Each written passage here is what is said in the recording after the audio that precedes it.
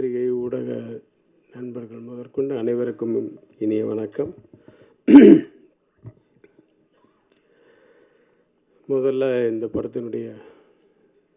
படத்தை பற்றி பேசுகிறதுக்கு முன்னாடி நான் இதுக்கு முன்னாடி மேடை ஏறின அந்த நினைவுகளில் வந்து 1 மாதம் ஆயிடுச்சு. அதுக்குள்ளே என்னுடைய குரு, நான் எங்கே போனாலும் எங்கே பார்த்தாலும் காலை தொட்டு வணங்குற ஆர்பி சௌத்ரி அவர்களையும் பாரதிராஜர் அவர்களையும் இனிமே தொட்டு வணங்க முடியாது, மனதளவில் வணங்க வேண்டும். வனிதா சொன்ன மாதிரி கே ராஜன் சார். ஸோ எவ்வளோ மாற்றங்கள் நடக்குது. அதேமாதிரி இப்போ படத்துக்கு வரணுன்னா முதல்ல தயாரிப்பாளர்கள் தினேஷ் அவர்கள் வந்து நான் அட்வான்ஸ் எனக்கு வீட்டுக்கு வந்து கொடுத்தீங்க, அதுக்கப்புறம் நான் பார்க்கவே இல்லை செட்டில்மெண்ட் ஆயிடுச்சு. தனஞ்சயன் சாரை வந்து எனக்கு ஒரு 25 வருஷத்துக்கு முன்னாடி தெரியும், 2000ன்னு நினைக்கிறேன்.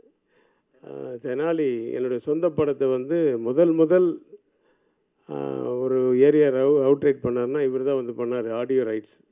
அன்றைக்கி அவர் அந்த இடத்துல இருந்தார். பாலா சொன்ன மாதிரி ஏர்டெல் கஸ்டமர் சர்வீஸு கரெக்டு. அவர் உண்மையாகவே ஏர்டெல்லில் வேறு வேலை செஞ்சுருந்தார். கரெக்டு, ஆமாம். ஏன்னா அது அங்கேருந்து அதுக்கப்புறமா நான் ஒரு சீசனில் பார்த்தா என் ஃப்ரெண்டு பெங்களூர்லேருந்து ஃபோன் பண்ணுறான், இப்போ எனக்கு ஏர்டெல்லில் வந்து எனக்கு ஒரு ஃப்ரான்ச்சைஸ் மாதிரி ஏதோ ஒரு இது பண்ணணும், சோலை பண்ணுன்னு ஃப்ரெண்டு. ஆமாம், அதுக்கு என்ன இப்போ இல்லை அங்கே தனஞ்சயன் ஒருத்தர், இப்போ அவர் தான் ஹெட்டு, அவர்கிட்ட நீங்கள் கொஞ்சம் ரெக்கமெண்ட் பண்ணுறீங்க. எந்த தனஞ்சயன்? அது முதல் ஆடியோவெல்லாம் வாங்கிட்டு. ஆமாம், ஃபோன் பண்ணேன்னா ஓகே, உடனே மிட் நைட்டில் ஃபோன் பண்ணால் கூட எடுப்பார். கரெக்டாக சொன்னான் ஏர்டெல்னு. ஸோ அது மாதிரி ஒருத்தர் எல்லா இடத்துலையும் இருப்பார். அவர் இல்லாத இடமே இல்லை. என்னை வந்து ஆக்சுவலாக வீட்டுக்கு வந்து இந்த ஆக்டிவ் ப்ரொடியூசர்ஸ் கவுன்சிலில் வந்து இப்போ ஈசி மெம்பரில் நீங்கள் உங்களை போட்டிருக்கோம், நீங்கள் வந்து மறுக்காமல் ஓகே சொல்லணும் அப்படின்னு சொல்லி தான் வந்தார். முதல்ல போய் மறுத்து பார்த்தேன். அப்புறமா அவர் ஒய்ஃபோடு அவர் வந்துட்டார். சரி, அவர் ரொம்ப டிஸ்டர்ப் பண்ண முடியாது, அவர் தெரிந்து ஒத்துக்கிட்டேன். அப்போ தான் சொல்கிறாரு, நீங்கள் வந்து இந்த படம் ஒன்று பண்ணுறேன், நான் டைரக்டர் அனுப்புகிறேன், இந்த படத்தில் நீங்கள் ஒரு ரோல் பண்ணணும், ஹீரோவுக்கு அப்பாவா அப்படின்ட்டு. நான் கதை கேட்டுட்டு சொல்கிறேன் சார் அப்படின்னு. அப்புறம் கதை கேட்டு அது ஒரு பெரிய கதை. மகேஷ் வந்து வீட்டுக்கு வந்தால் கதை கேட்குறதுக்கு, கதை சொல்கிறதுக்கு நான் சொன்னேன், என் கேரக்டர் மட்டும் கொஞ்சம் டீட்டெயிலாக சொல்லு, அவுட்லைன் சொன்னால் போதும், எனக்கு ஃபுல் கதையெல்லாம் வேணாம், அவுட்லைன் ஆஃப் த ஸ்டோரி சொல்லு, நான் புரிஞ்சுக்கிறேன், என் கேரக்டர் மட்டும் கொஞ்சம் டீட்டெயிலாக சொல்லு அப்படின்னு ஆரம்பித்தான் சார். அது நான் என்ன பண்ணேன், அன்றைக்கி ரூமுக்கு கூப்பிட்டு போகாமல் ஹால்லேயே உட்கார வச்சுட்டேன். சரி, யாரும் வரமாட்டாங்க. சார், அந்த பொண்ணு எப்படா உன்னை நீ இப்படி பயங்கரமாக சத்தம் போட்டு பேசின உடனே முதல்ல வந்து ஹவுஸ் கீப்பிங் வந்து எட்டி பார்த்தாங்க, அதுக்கப்புறம் கொஞ்ச நேரம் வச்சு குக்கு வந்து எட்டி பார்த்தாங்க, அப்புறம் 3ஆவது மாடியிலேருந்து என் ஒய்ஃப் வந்துட்டா, என்னங்க ஏதாவது பிரச்சனையா அப்படின்னு. இல்லை ஒன்றும் இல்லை, அவனுக்கு இது தண்ணி காஃபி இல்லை வேலை கொடுத்தாச்சு, காஃபி கொடுத்தனால ரொம்ப சூடாக இருக்கான், மோர் கொடு அப்படின்னு சொல்லி மோர். அப்படி வந்து அதாவது ஒவ்வொருத்தருடைய டைலாக்கையும் வந்து அவ்வளோ சத்தம் போட்டு பேசுவாப்புல. கொஞ்ச நேரத்தில் அவன் போனதுக்கப்புறம் ஒரு 2-3 நாள் கழித்து ஒருத்தர் வீட்டில் இந்த படத்தில் நடிக்கிறேன், அவன் தெரியும் அந்த அப்பா கேரக்டர் தானே சார், அந்த இது வந்து அவங்கவுங்க கதையை சொல்ல ஆரம்பிச்சிட்டாங்க எங்கள் வீட்டில். ஸோ வீட்டில் இருக்க அத்தனை பேருக்கும் கதை தெரியும். அந்த அளவுக்கு வந்து சத்தமாக பேசக்கூடிய ஆள். ஈவன் ஒவ்வொரு ஷாட்டுக்கு கூட நான் இந்த ஷாட்டை பற்றி சொல்லுப்பா அப்படின்னா அந்த சில பேர் இருப்பாங்க, ரகுவரன் மாதிரி, முன்னாடி என்ன நடந்தது, பின்னாடி என்ன நடக்க போகுது, முதல்ல என்னென்னு டைட்டிலேருந்து பிகினிலேருந்து சொல்லணும் எல்லாமே. இவர் அந்த மாதிரி இந்த ஷாட்டில் என்னன்னு சொன்னால் ஆரம்பிச்சார்னா டைலாக்கு நிறுத்தவே மாட்டார்.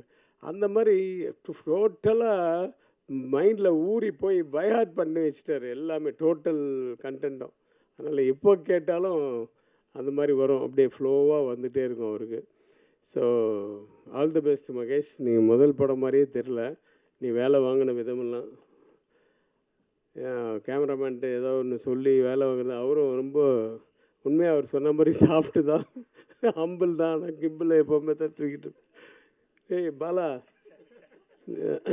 ஆனால் இதெல்லாம் ஓகே, பஞ்சஸ் எல்லாம் நீ வந்து நல்லா பண்ணணும், உன்னை எம்ஜிஆர் நாங்கள் பாரு, அதை வந்து மனசில் வச்சுக்கணும், அது மேலே ஏற்றிக்காத. யார் சொன்னது? சுப்பிரமணி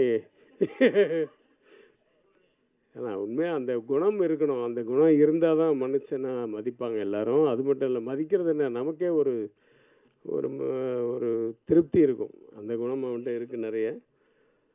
ஸோ இந்த படம் வந்து பவிஷை பற்றி சொல்லணுன்னா, பவிஷ் வந்து விஜய் மாதிரியோ அது மாதிரியோ அதெல்லாம் நான் சொல்லலை. ஆனால் நான் நிறைய நேராக சொல்லியிருக்கேன் உங்ககிட்ட, ஏய் சில ஆங்கிளில் பார்க்கும்போது தனுஷ் மாதிரியே இருக்குப்பா அப்படின்னு சொல்லியிருக்கேன். ஸோ அது நீக்கு படம் பார்க்கும்போதும் அப்படி தான் தோணுச்சு. அதுவும் இல்லாமல் குரல் அந்த வாய்ஸு கூட கொஞ்சம் அப்படியே தனுஷ் மாதிரி இருக்குது. அவருடைய ட்ரைனிங் நிறைய இருக்குது. ஆமாம், இது செல்வா சார் நான் வீட்டில் பெரியப்பாலாம் கூப்பிட மாட்டியா? மாமாவா? மாமா, கரெக்டு. அவங்க அம்மா வருவாங்க 2-3 நாள் ஷூட்டிங். எல்லாருமே நான் வந்து சின்ன வயசுலேருந்து பார்த்தது. வனிதாவும் அப்படி தான், இந்த ஏஜ்லேருந்து தெரியும். மஞ்சிகாவை பார்க்க வீட்டுக்கு போகும்போதெல்லாம் விஜய் சாரும் மஞ்சிகாவும் பார்க்கும்போது அப்போ இருந்து தெரியும். அது வந்து துள்ளலான ஒரு பொண்ணு தான். வாழ்க, நிறைய பயங்கரமாக நீங்கள் ஃபேமஸாக இருக்கீங்க. அது வந்து ஒரு தொழிலாகவே அது வந்து யாருக்கும் பயப்படாமல் ரொம்ப கட்ஸாக இருக்கிறவங்கள சில பேர், ரொம்ப பேருக்கு பிடிக்கும். ஸோ அப்படி உங்களுக்கு நிறைய ஃபேன்ஸ் இருக்காங்க.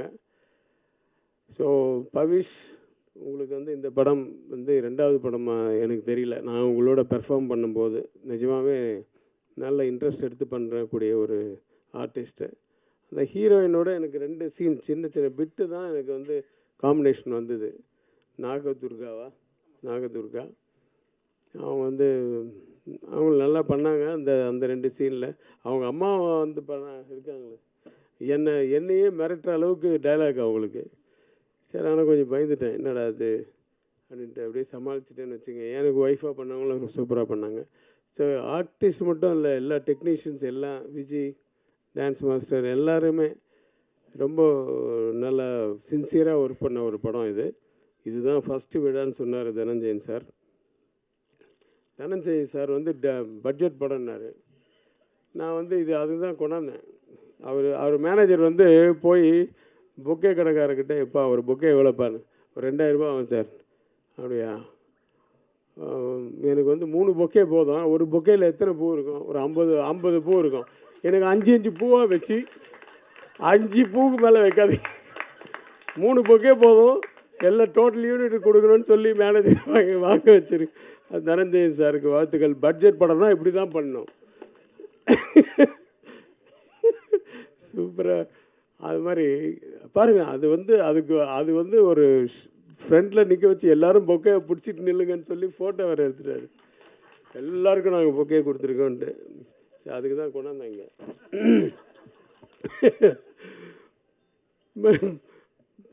பணம் பேசும்போதும் அப்படி தான் எல்லாம் பட்ஜெட். இனியும் வனிதா வந்து எக்ஸ்ட்ரா ஒரு நாள் நடித்தாங்க.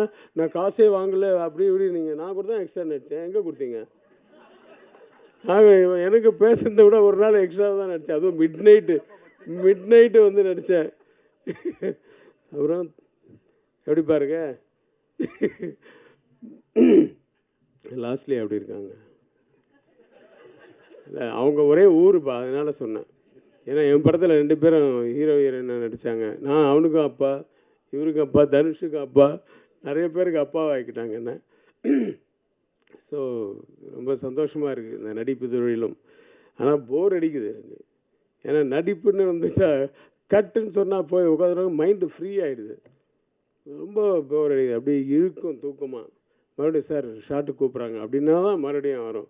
ஆனால் டைரக்டர் ஆனால் ஒரு மைண்டில் இருக்கும் பாருங்கள், 1000 விஷயங்கள் இருக்கும் இல்லையா.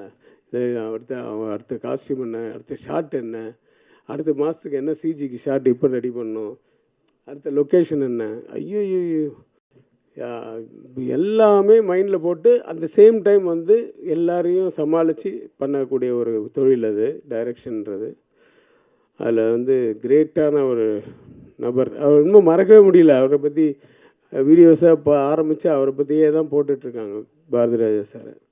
அன்றைக்கி பார்த்தா எங்கள் ஷூட்டிங்கு. சரி, நம்ம ஷூட்டிங் முடித்த உடனே நான் அன்றைக்கி நைட்டு, ஏன்னா இப்போல்லாம் எங்கே பகலில் எடுக்கிறாங்க, இந்த யூத்து பசங்க நைட்டில் தான் ஷூட்டிங் வைக்கிறாங்க.